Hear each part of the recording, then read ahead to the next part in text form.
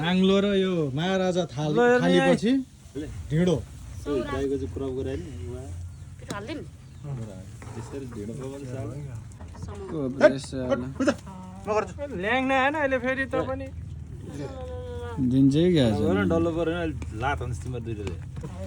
त्यो मर्नुपर्छ क्या चलाउँदै हाल्दै गर्ने तपाईँ त्यहाँ नजानेर त्यहाँबाट उठाइ होइन अहिले तपाईँ माइजूले गर्नुहुन्छ नि उठ्या माइजूले त झन् ढङ्गै छैन कि माइजूको यस्तो ढिँडो सेडोमा दाबिलो कडा भन कि भाइले ल यसको झोल चाहिँ खानेर त यहाँ लोकल चिकनको चाहिँ ब्रोइलर खुट्टा